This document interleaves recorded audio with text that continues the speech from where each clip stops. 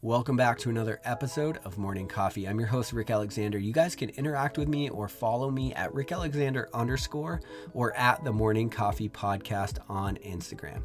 Now, if you're getting a lot from this show, if it's changing your life or even changing the way that you look at your life, it would mean the world to me if you would head to iTunes and give us a 5-star review so that we can continue to climb the charts and get this information to more and more people.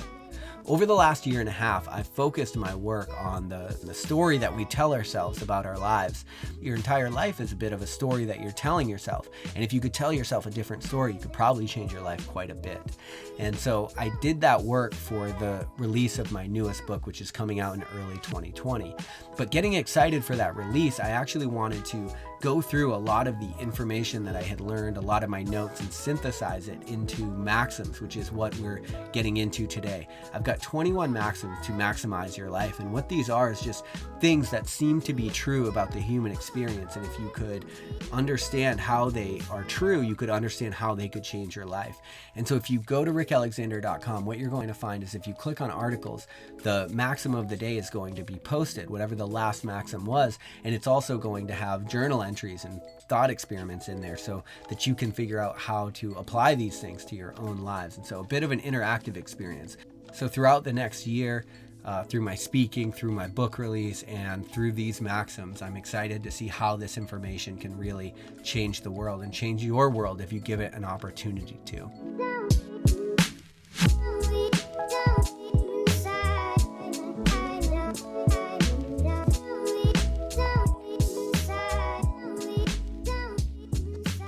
I often say that we make our choices until our choices make us.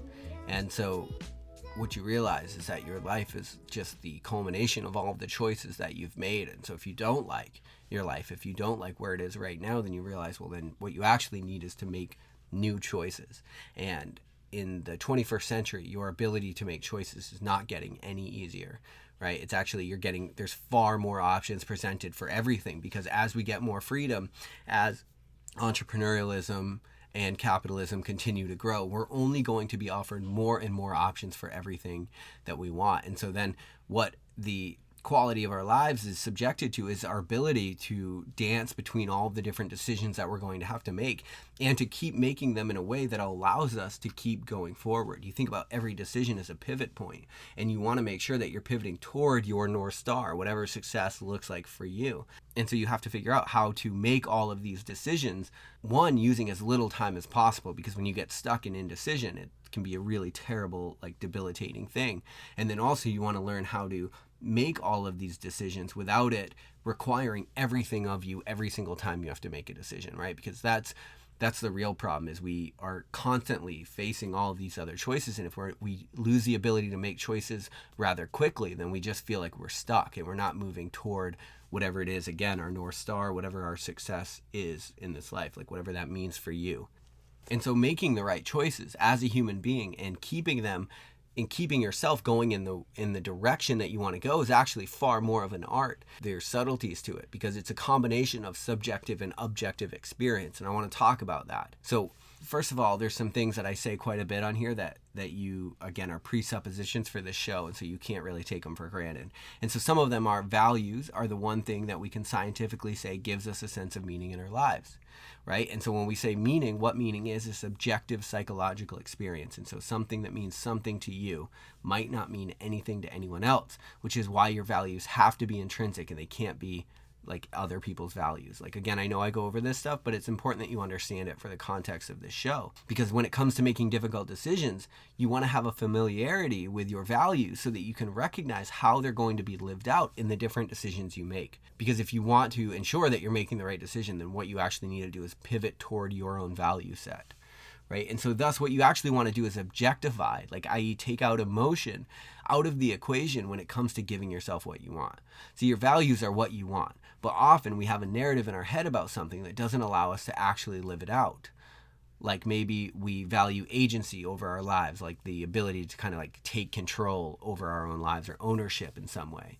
But we're so used to allowing one of our parents to dictate what's right and wrong in life through their need for validation that we actually give up agency. We hand our agency over to somebody else through the need of validation. And so although our values are subjective and the places that we're going to pivot to in our choices are all subjective, i.e. exactly like what do we want in this situation, it's important that we objectify our ability to make a subjective decision, i.e. take emotion out of it, because you want to look at your value set and you want to pivot toward it without being pulled in by the narrative that some emotion is causing. Like I just said, like perhaps you actually value agency over your own life, and that value is never able to be manifested in your own life because you're not being objective to your own decisions. You are leaving this desire for validation in place, and because of that, you're not able to effectively pivot to where you want to go. If validation causes you to live differently from your own intrinsic values, then you're living smaller than you have to and allowing your temporary emotions to stand in the way of what you want. And that's what's actually happening here.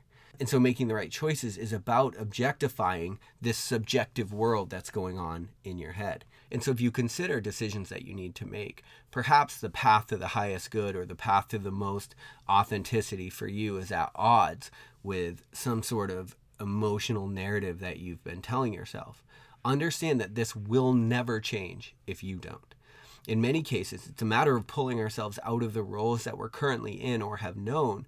But in any case, it's important to remember that not every decision you make says something about someone else. And I think when it comes to our ability to make choices, if we want to objectify our subjective experience, meaning figure out what choices we need to make to give ourselves ultimate meaning, but then objectify our own emotion to everything else, right? To the things that we're not making, then you do have to understand that every decision you make does not say something about someone else. It could just be that that's what you need right now to feel centered. Remember, boundaries preserve wholeness. And so what it might be is that you just actually need to make choices to preserve your own wholeness. That doesn't actually come at the cost of someone else. Now, if someone else is used to being able to validate your decisions, it will feel as if it is, right? It will feel as if it's personal toward them in some way. It's important that you relate the fact that it's actually not. And that's why I said it's so important to pull yourself out of your roles, something that's come up in my content over the last 6 months quite a bit, because you do have to pull yourself out of your roles if you want to be able to make clear decisions. And your ability to make clear decisions is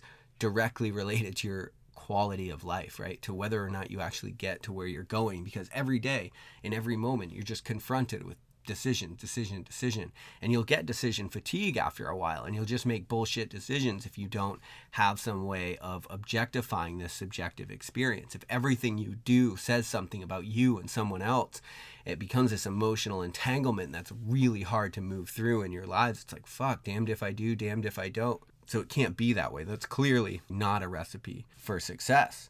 And so this is also why we have to figure out, we have to understand what it is that we need in order to feel centered or to feel good about our lives and what we're doing. This is subjective because obviously we don't all need the same thing in order to feel good about ourselves. But the quicker you can figure out what your needs are and really identify them and stand in them, and don't be so bashful about them, and don't think that in order for you to uphold your own needs, you're taking from someone else, because that's just not true.